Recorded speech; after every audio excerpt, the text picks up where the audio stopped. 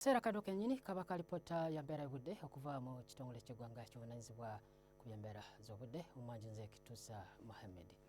Wabadde okendera kw'enkuba okutonya mu bitundu by'eggwanga ebisinga obungi okusinziira ku alipoota zetufunye. Wabula tugezezzaako ne tuteekennenya ekifaananyi kikubiddwa ssemugenze kitulaga nga Sseruwandula mpewo asangibwa eri mu ddungu ly'e Buwarabu ebukiikakkono bwa Ssemazinga Africa yeeyongedde amaanyi ng'annyigiriza omukubi gw'enkuba okudda eri ebukiikaddyo bwa Ssemazinga Africa.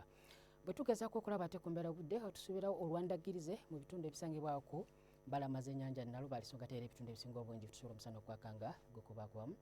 Era mu biseera by'olweggulo tusuubirawo olwandagiriza mu bitundu nga Mubende, Masaka ssaako ne Mbarara so nga ate era embeera y'obudde ejja kubanga omusana gwakanga gwekubakubamu. Tusuubira ebbugumu okuba ku diguli za 30 mu bitundu ebisangibwa eri mu Acholi ssaako ne Lango so nga ate mu Teso ssaako n'eri mu Karamoja 29. Wabula era ne ebuvanjuba 29 so nga ate eri mu Kasesa 30 okuggyako mu nsozi z'omukabaale 24 bwe tulaba ku mbeera y'obudde tusobola okuba mu bibuga ebisangibwa yonna era tusuubira olwandagirize mu kibuga Mombasa awamu n'ebbugumu okuba ku diguli za 30 so nga ate Dubai tusobola omusana okwakanga gukubakubamu ebbugumu 29. Wabula eri mu Amsterdam tusuubirawo ebbugumu okuba ku diguli 5. Embeera y'obudde eyo ya bunnyogovu ddala. Beera bulungi weeraba.